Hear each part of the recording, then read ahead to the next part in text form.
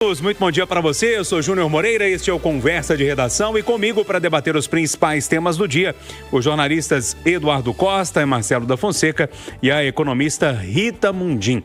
Em Brasília, estou também com Pedro Nascimento e Edilene Lopes, porque começa hoje o julgamento no Supremo Tribunal Federal do ex-presidente Jair Bolsonaro e outros 7 réus acusados de tentativa de golpe de Estado. A primeira turma do STF é responsável por conduzir esse julgamento. E quem fala lá do STF, do Supremo em Brasília, é o Pedro Nascimento. Ô Pedro, queria suas informações de momento daí. Bom dia para você. Bom dia também para você, Júnior. Bom dia para todos os debatedores do Conversa de Redação. Olha só, a informação de momento que a gente tem. A gente tem a todo momento chegando aqui os advogados. Quem já chegou foi o Celso Villar, advogado de Bolsonaro, e também Paulo Cunha Bueno. Ele também é advogado de Bolsonaro. Passaram muito rapidamente por aqui, falaram de forma bem breve com a imprensa, mas disseram que a ideia é fazer uma defesa técnica, de contestar essas provas que são apresentadas pela Procuradoria-Geral da República e, de certa forma, tentar rebater aí essas acusações a fim de provar a inocência do ex-presidente Jair Bolsonaro. Outra informação que está confirmada por eles, assim que passaram por aqui, estiveram com o ex-presidente Jair Bolsonaro, confirmaram que ele não estará presente aqui nesse evento, né, nesse julgamento. O ex-presidente Jair Bolsonaro, que está em prisão domiciliar, está ali no Solar de Brasília, né, o condomínio onde ele mora, aqui a 18 quilômetros do Supremo Tribunal Federal, vai acompanhar à distância e esse julgamento tem a transmissão, né, no site da TV Justiça, a Rádio Itatiaia também está retransmitindo esse julgamento, então tem como acompanhar à distância, os réus não são obrigados a permanecer por aqui. Informação rapidinha para a gente poder finalizar aqui, Júnior. Hoje a gente tem a leitura do relatório por parte do ministro Alexandre de Moraes e a gente também vai ter a apresentação da denúncia por parte da Procuradoria-Geral da República. Então vai ser uma parte em que a gente vai ver mais provas, mais denúncias contra Bolsonaro e aí a partir dessa fase começa a parte das defesas, os 8 réus vão apresentar suas defesas, cada advogado tem 1 hora aí para apresentar essas defesas e aí a gente começa a ver o andar desse julgamento que termina só no dia 12. Volto com vocês. Obrigado, Pedro. Bom trabalho aí. Quem estava acompanhando pelo YouTube viu atrás do Pedro ali a correria de jornalista para lá e para cá, a turma em busca da informação e a Itatiaia está lá desde as primeiras horas do dia e vai seguir até que o dia termine. No outro ponto de Brasília, a 18 quilômetros de onde o Pedro está, no condomínio que Bolsonaro mora, Edilene Lopes está por lá acompanhando também a movimentação. Não é isso, Edilene? Bom dia para você. Bom dia, Júnior. Bom dia aos amigos debatedores do Conversa de Redação. Bom dia mais uma vez aos nossos ouvintes. Sim, estou aqui no Solar de Brasília, o condomínio onde mora o ex-presidente Jair Bolsonaro. Fica a 18 quilômetros do Supremo Tribunal Federal e a informação que a gente tinha é que haveria uma movimentação aqui de políticos apoiadores do ex-presidente que não podem visitá-lo por uma determinação judicial. Mas, por enquanto, aqui na porta, desde o início da manhã, a movimentação é apenas de jornalistas que vieram acompanhar para ver se aparece alguém, se tem uma manifestação de políticos ou algo do tipo. Conforme o Pedro disse agora há pouco, a Itatiaia vinha informando, o ex-presidente Jair Bolsonaro não comparece presencialmente a esse julgamento e a justificativa da defesa e dos filhos e aliados dele que é por uma questão de saúde. Já adianto aqui, Júnior, que essa é uma tendência da defesa do ex-presidente Jair Bolsonaro. Caso ele seja condenado a cumprir a pena em regime fechado, muito provavelmente a defesa vai pedir uma flexibilização por causa da saúde dele em função das complicações e sequelas que sofre Bolsonaro depois do ataque às facadas que ele sofreu aí em Minas Gerais durante a campanha de 2018. Então essa deve ser uma tendência daqui para frente. Vale lembrar também que caso o Bolsonaro seja preso e condenado a regime fechado, isso politicamente não seria negativo para ele, porque seria o último ponto para que a base de Bolsonaro questionasse que há de fato uma perseguição e que o julgamento dele é um julgamento político e não um julgamento técnico. Isso poderia inflamar a base de Bolsonaro, como alardeiam seus aliados. Então, caso seja preso, mesmo que por pouco tempo, isso pode gerar um capital político para Bolsonaro. Vamos lembrar que Lula ficou preso, ficou na cadeia por cerca de 1 ano e meio e depois de solto se tornou novamente presidente da República. Júnior. Edilene, eu vou te liberar que eu sei que o trabalho é árduo aí, mas a qualquer momento, se aparecer alguma informação, é só chamar, o espaço está sempre aberto para você, viu? Bom trabalho por aí. Eduardo, seguinte, vamos lá. Esse colegiado, essa primeira turma é formada pelos ministros Alexandre de Moraes, que é relator do caso, Cristiano Zanin, que é o presidente da turma, Flávio Dino, Luiz Fux e Carmen Lúcia. E ao final do processo, lógico, né? Eles poderão ser condenados ou absolvidos. Essa decisão que vai ser tomada por maioria simples. Chegou o dia de um julgamento histórico que vai dar dá o que falar. Bom dia para você. Bom dia para todo mundo. Ô Júnior, hoje a caminho da rádio passava em revista algumas experiências como jornalista. Quando comecei, estávamos em um tempo esquisito, no qual você não podia falar determinadas palavras. Greve, por exemplo, no rádio a gente chamava de movimento paredista. De repente, aí vieram greves de verdade, revolta nas ruas. Aí fui hostilizado lá no antigo DOPS por professores que faziam uma greve de fome e consideravam a imprensa braço de um governo autoritário. Nascia o Sindiúti. Levei umas pedradas no ex-campo do Atlético na revolta da construção civil e 8 pontos no rosto, fruto de uma queda depois de empurrado por um cavalo da PM enquanto documentava a ira dos comerciários. Mais adiante, parecia sufocado nas enormes manifestações da direta já, mas esperançoso. E veio a esperança com Tancredo, a tristeza da morte, a inflação desesperadora com o Sarney e o maior dos sonhos. Eu estava lá pela Itatiaia, em 1986, na instalação da Assembleia Constituinte e em 1988, na promulgação da nova Carta. Em vez de elegermos, em 89, um brasileiro de valor, escolhemos um salvador da pátria, um caçador de marajás. E um dia depois da posse, lá estava eu na entrevista que a Zélia Cardoso deu, Júnior, para anunciar o confisco, que matou milhões de brasileiros de poucos recursos, inclusive meu pai. Que tristeza saber o quanto Collor era louco e despudorado. Que tristeza. E veio Itamar, Júnior, que servia de chacota para a grande mídia brasileira, mas deu orgulho aos mineiros. Quando seu principal auxiliar, o ministro Argrives, foi acusado de irregularidades, ele o afastou e esperou a apuração. Quando o temido ACM falou que tinha um dossiê contra o presidente, Itamar o chamou, abriu as portas do gabinete para a imprensa e falou, mostra. Desmoralizou o baiano.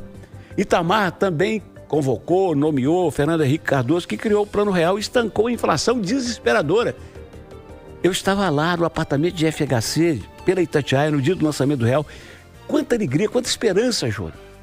E veio o Lula, o metalúrgico que se apresentava como pai dos pobres, que dezenas e dezenas de vezes acompanhei pelas terras de Minas. Mas acabou na cadeia, depois de apurações da Lava Jato, que por razões absolutamente incompreensíveis, o STF jogou no lixo. E veio o Bolsonaro, o mito, que montou um bom time de ministros, fazia um bom governo, mas tinha um grande problema que eu denunciava todo dia aqui, Júnior. Falava bobagem demais. Na pandemia, então, era uma atrás da outra. Como, quando indagado sobre as mortes da Covid, respondeu com uma pergunta, e daí? Eu não sou coveiro?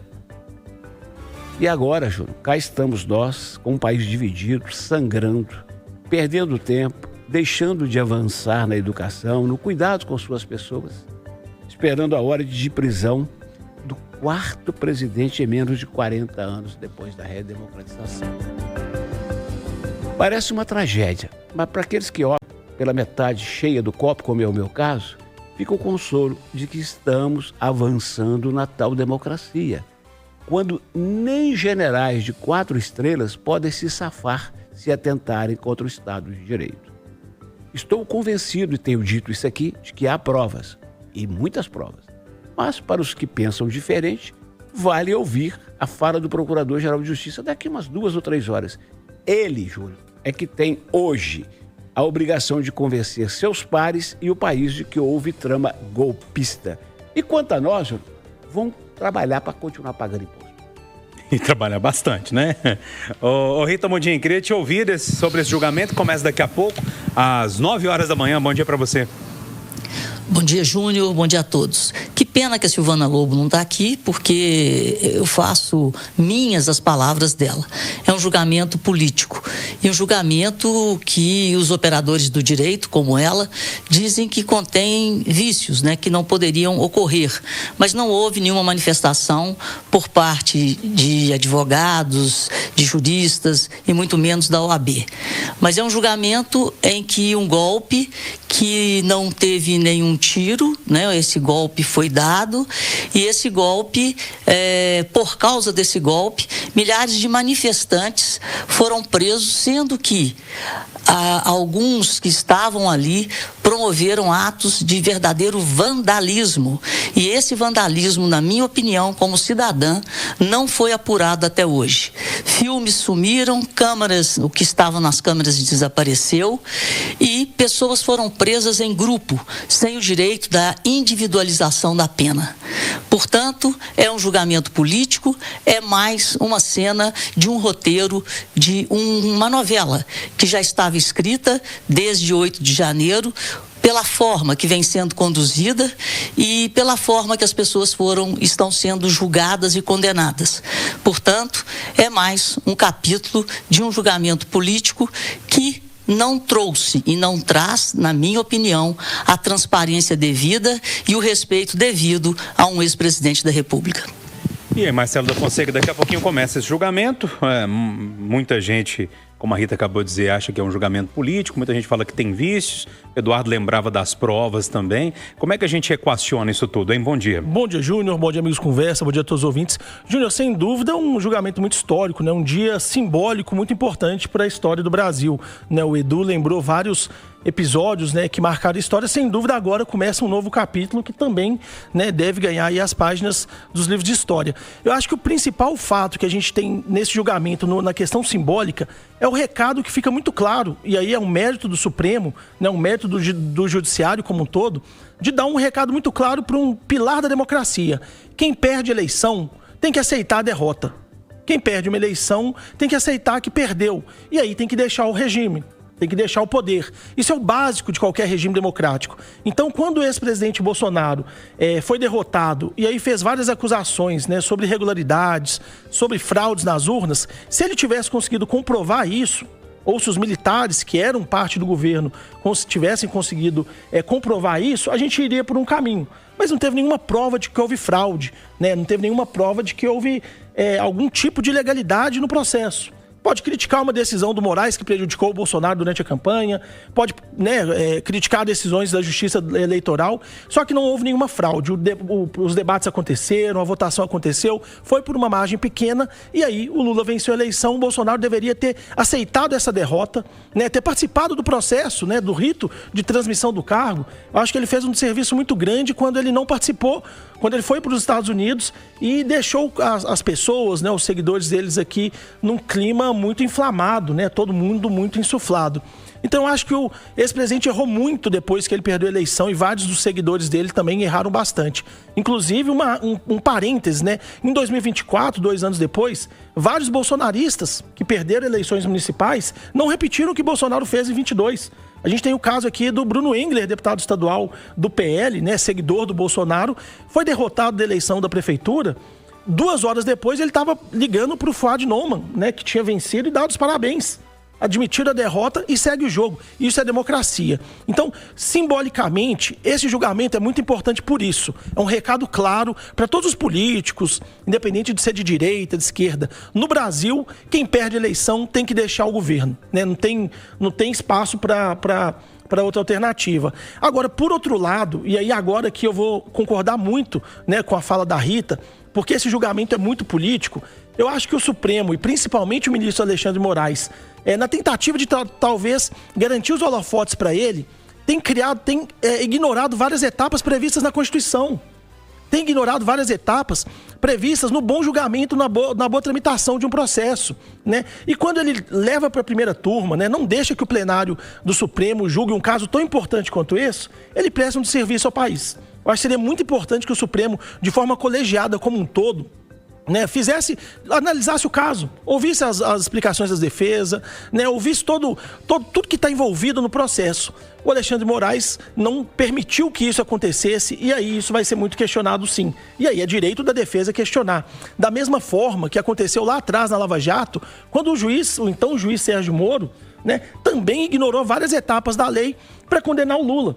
O meu sentimento hoje é muito parecido com o sentimento lá de trás. Quando o Lula começou a ser julgado pelo Moro, alguém achava que tinha chance do Lula ser absolvido? Acho que todo mundo que estava acompanhando aquele julgamento, antes de começar, já sabia que o Lula lá atrás ia ser condenado e preso. Então hoje o sentimento é parecido.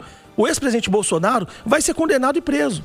Porque na primeira turma, que o Alexandre de Moraes é o relator e tem o ex-advogado do Lula, Cristiano Zanin, e o ex-ministro do Lula, Flávio Dino, o resultado não tem como ser muito diferente. Então é uma pena que o Supremo está perdendo a oportunidade, né, de dar um recado como um todo, né, um recado como um todo em defesa da democracia. Agora, vamos acompanhar, vamos ouvir atentamente tudo que as defesas e a acusação vão falar para a gente entender todo esse processo nos próximos dias. Olha só, pessoal, no meio dessa confusão toda do julgamento do ex-presidente Bolsonaro, de outros réus também no processo, primeiro escalão lá do governo e também militares no meio dessa história, tem uma CPI ou CPMI acontecendo num clima muito tenso entre governistas e oposição, que é a CPMI do INSS, que aprovou encaminhar ao STF um pedido de prisão preventiva contra 21 pessoas supostamente envolvidas no esquema de descontos a aposentadorias e prisões. A demanda foi encaminhada ao ministro André Mendonça, que é relator da matéria no STF, a quem cabe decidir sobre o cumprimento do pedido.